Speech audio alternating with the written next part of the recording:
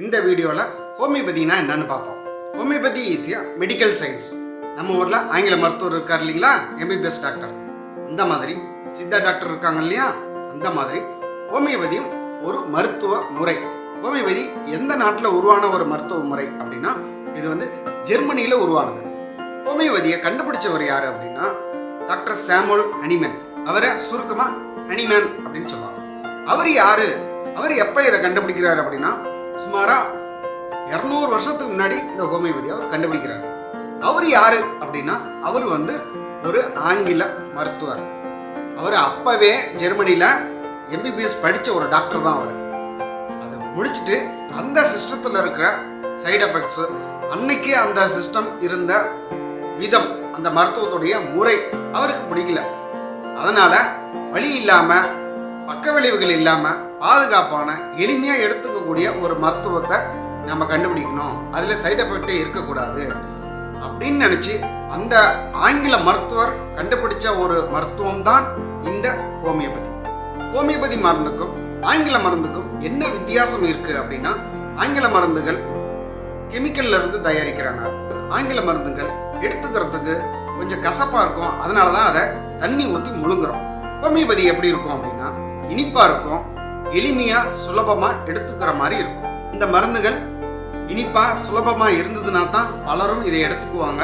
குழந்தைகளால கூட இந்த மருந்தை எளிமையா எடுத்துக்க முடியும், சுலபமா எடுத்துக்க முடியும் அப்படிங்கறதுனால ஹோமியோபதி மருந்தை இனிப்பா கண்டுபிடிச்சிக்கிறாரு. எந்த டாக்டர் ஹோமியோபதி படிச்சிருக்கிறாரு அப்படின்னு நீங்க எப்படி கண்டுபிடிக்கலாம்னா, அவங்க பேருக்கு பின்னாடி, அதாவது டாக்டர் இப்ப ராஜேஷ், இப்ப என் பேர் லெனின், டாக்டர் லெனின் அப்படிங்கிறதுக்கு பின்னாடி என்ன போடுறோம் அப்படிங்கிறத வச்சு நீங்க கண்டுபிடிக்கலாம். எம்பிபிஎஸ்ன்னு போட்டா ஆங்கில மருத்துவர், அதாவது யாருடைய பேருக்கு பின்னாடி பிஹெச்எம்எஸ்ன்னு இருக்கோ அவங்க ஹோமியோபதி மருத்துவர். அதுக்கு முன்னாடி ஹோமியோபதியை எப்படி கூப்பிட்டு இருந்தாங்கன்னா DHMS, diploma in homeopathic medicine and surgery. அதுக்கு முன்னாடி இதை எப்படி கூப்பிட்டு இருந்தாங்க, எதை படிச்சவங்க இதை பிராக்டிஸ் பண்ணாங்கன்னா RHMP, registered homeopathic medical practitioner. சரிங்களா? இந்த மாதிரி எந்தெந்த டாக்டர்லாம் தன் பேருக்கு முன்னாடி இதை போட்டிருக்காங்களோ, RHMP-ஆ இருக்கணும், இல்லைன்னா DHMS-ஆ இருக்கணும், அப்படி இல்லைன்னா BHMS-ஆ இருக்கணும். BHMS படிச்சுட்டு MD படிச்சிருந்தாங்க அப்படின்னா பேருக்கு பின்னாடி MD பிராக்கெட்ல ஹோம்னு போட்டுக்கலாம். ஸோ இப்படி தான் நீங்க ஹோமியோபதி டாக்டரை அடையாளம் கண்டுபிடிக்க முடியும். அவங்களுடைய கிளினிக்கு வெளியே போர்டில் இதை போட்டிருக்காங்க அப்படின்னா அவங்க ஹோமியோபதி படித்த மருத்துவர்னு நீங்க தெரிஞ்சுக்கலாம். ஹோமியோபதி எந்தெந்த மாதிரியான நோய்களுக்கு ரொம்ப சிறப்பாக வேலை செய்யுங்கிறத நம்ம இனி வரும் வீடியோக்கள்ல நம்ம பார்ப்போம். பொதுவாக சொல்லணும் அப்படின்னா எமர்ஜென்சி, இமீடியட் எமர்ஜென்சி, ஆக்சிடென்ட்ஸ், இந்த மாதிரியான அவசர சிகிச்சை தேவைப்படக்கூடிய அந்த நோய்களை தவிர நாள்பட்ட எல்லா வியாதிகளையும், சாதாரண ஒரு கட்டியிலிருந்து கேன்சர் வரைக்கும் ஹோமியோபதியில ட்ரீட்மெண்ட் பண்றாங்க, ட்ரீட்மெண்ட் கொடுக்குறாங்க. ஒரு சில நோய்களை கட்டுப்படுத்தி வைக்கிறாங்க, ஒரு சில நோய்களை குணப்படுத்தவும் செய்யறாங்க. ஸோ ஹோமியோபதி எதுக்கு அதிகமாக உபயோகமா இருக்கும் அப்படின்னா நாள்பட்ட வியாதிகளுக்கு ரொம்ப உபயோகமா இருக்கும். குறுகிய கால நோய்களான தலைவலி, காய்ச்சல், அந்த மாதிரி சின்ன சின்ன நோய்களுக்கும் வேலை செய்யும். இருந்தாலும் பெருவாரியா இப்போதைக்கு மக்கள் எதுக்காக நம்ம கிட்ட வராங்க அப்படின்னா இந்த நாள்பட்ட நோய்களுக்காக தான் நம்ம கிட்ட ட்ரீட்மெண்ட் எடுக்க வராங்க.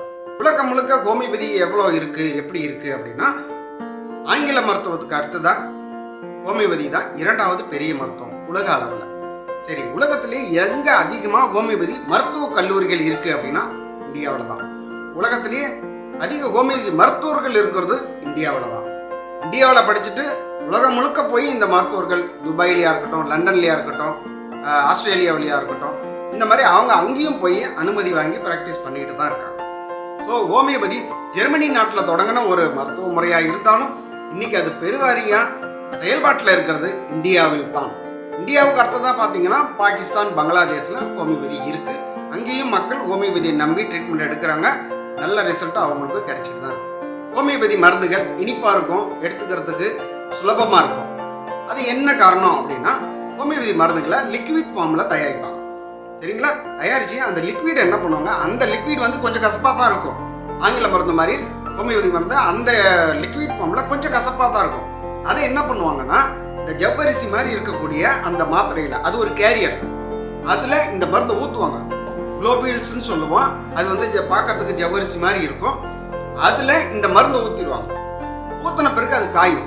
காஞ்ச பிறகு அந்த மருந்துடைய தன்மை உள்ளே போயிடும். நீங்கள் சாப்பிடும்போது உங்களுக்கு எந்த சுவை அதிகமாக தெரியும் அப்படின்னா அந்த இனிப்பு சுவை தான் அதிகமாக தெரியும். அதனால தான் ஹோமியோபதி மருந்துகள் எல்லாமே இனிப்பாக இருக்கிறதுக்கான காரணம்.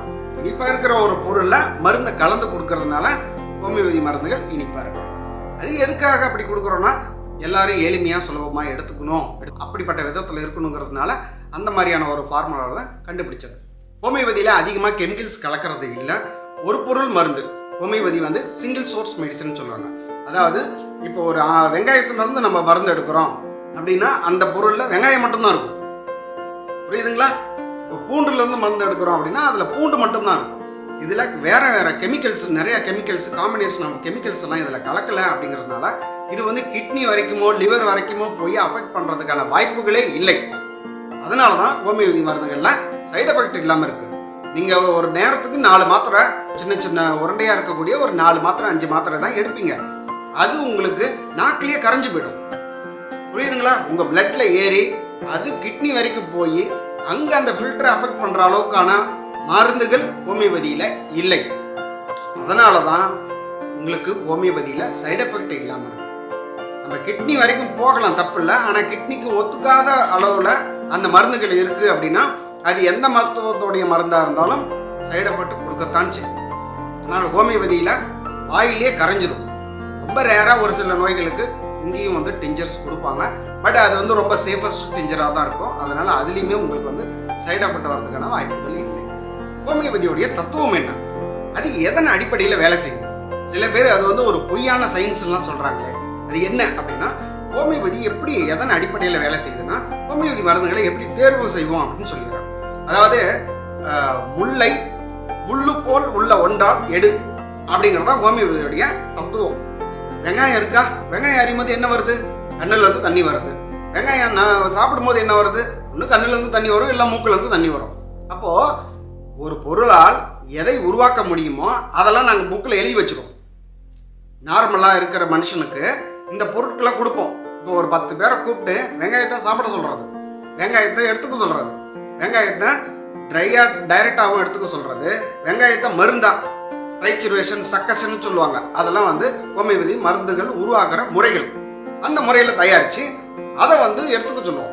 இதெல்லாம் எல்லா விதத்துலையும் அந்த வெங்காயத்தை எடுக்க சொல்லுவோம். எடுக்க சொல்லும்போது அவங்க என்னென்ன அறிகுறிகள்லாம் சொல்கிறாங்களோ அதெல்லாம் புக்கில் எழுதிடுவோம். அந்த புத்தகத்துக்கு பேர் தான் மெட்டீரியா மெடிக்கா. அந்த புக்கில் என்ன இருக்கும்? இந்த பொருளால் மனிதனின் உடலிலும் மனதிலும் உருவாக்கக்கூடிய மாற்றங்களை அந்த புக்கில் எழுதிடுவாங்க. சயின்ஸ் அண்ட் சிம்டம்ஸ் அதெல்லாம் நோட் பண்ணி அந்த புக்கில் எழுதிடுவாங்க. அந்த புக்கை தான் காலேஜில் சொல்லி தருவாங்க. அதை படிச்சுட்டு தான் நாம் என்ன பண்ணுறோம், கிளினிக்கில் உட்காரோம். பேஷண்ட்டு வராங்க, அவங்க வந்து எனக்கு கண்ணுலேருந்து தண்ணி வருது, மூக்குலேருந்து தண்ணி வருது அப்படின்னு நம்மகிட்ட அந்த கம்ப்ளைண்ட்டை சொல்லும்போது நம்ம என்ன பண்ணுவோம் அப்படின்னா, நம்ம ஏற்கனவே படித்து வச்சிருக்கிறோம் இல்லையா, இந்த ஆனியனை பற்றி படித்து வச்சிருக்கோம். ஆனியனை நம்ம மருத்துவத்தில் என்னன்னு கூப்பிட்றோம், அல்லியம் சிப்பா அப்படின்னு கூப்பிட்றோம். இந்த மருந்தை என்ன பண்ணுவோம், நம்ம தான் ஏற்கனவே படித்து வச்சிருக்கோமே காலேஜில், ஆனியனால கண்ணுலேருந்து நீர் வர வைக்க முடியும், மூக்குலேருந்து நீர் வர வைக்க முடியும் அப்படிங்கிறதுனால எந்த நோயாளிக்கு கண்ணுலேருந்து தண்ணி வருதோ, மூக்குலேருந்து நீர் வருதோ, தும்மல் வருதோ அவங்களுக்கு இந்த மருந்து எடுத்து கொடுத்துருவோம். அப்படி கொடுக்கும்போது 10ல் ஒரு 5லேருந்து 6 பேருக்கு இந்த மருந்துலேயே சரியாயிடும். சரியாயிடலாம் இன்னொரு மருந்து எடுப்போம், அவ்வளோதான். அப்போ மருந்து எப்படி வேலை செய்யுது? எந்த ஒரு பொருளால் எந்த மாதிரியான அறிகுறிகளை உருவாக்க முடியுமோ அந்த பொருளை அதுபோல் அறிகுறிகள் உள்ள ஒரு நோயாளிக்கு கொடுத்தால் அந்த மருந்து வேலை செய்யும். இவ்வளவுதான் ஹோமியோபதி. இவ்வளவுதான் ஹோமியோபதி. உங்களால் எதை உருவாக்க முடியுமோ உங்களால் தான் அதை அழிக்கவும் முடியும். அந்த பாலிசி, அந்த பிரின்சிபிள் தான் ஹோமியோபதி பிரின்சிபிள். ஸோ ஹோமியோபதியுடைய தத்துவம் இதுதான். முல்லை முள்ளால் எடு அப்படிம்பாங்க. முல்லை முள்ளு போல் உள்ள ஒன்றால் எடு. ஒரு பொருளால் சளியை உருவாக்க முடியும்னா அதே பொருளால் ஒரு நோயாளிக்கு வந்த சளியை சரி பண்ண முடியும். அவ்வளோதான் ஹோமியோபதி. ஸோ இந்த வீடியோவில் ஹோமியோபதியை பற்றி எவ்வளோ தூரம் சுருக்கமாக ஓரளவுக்கு எளிமையாக உங்களுக்கெல்லாம் புரிகிற மாதிரி சொல்ல முடியுமோ சொல்லியிருக்கிறேன். மேலும் ஹோமியோபதியை பற்றின தகவல்களை நம்ம இனி வரும் வீடியோக்களில் பார்ப்போம். இது போல் ஹோமியோபதியை பற்றி உங்களுக்கு என்ன தெரிஞ்சுக்கணும், புரிஞ்சுக்கணும் அப்படின்னு நினச்சிங்க அப்படின்னா நம்ம சேனலை சப்ஸ்கிரைப் பண்ணிக்கோங்க. இந்த சேனலில் நம்ம ரெகுலராக இனிமேல் வீடியோ போட போகிறோம். அதனால் தேவைப்படுறவங்க தாராளமாக நீங்கள் சப்ஸ்கிரைப் பண்ணி வச்சுக்கோங்க. இந்த பெல் பட்டனை அழுத்திக்கங்க, நோட்டிஃபிகேஷன்ஸ் வரும். நீங்கள் டைம் இருக்கும்போது நம்ம வீடியோவை பார்க்கலாம். சரிங்களா? அடுத்த வீடியோவில் பார்ப்போம்.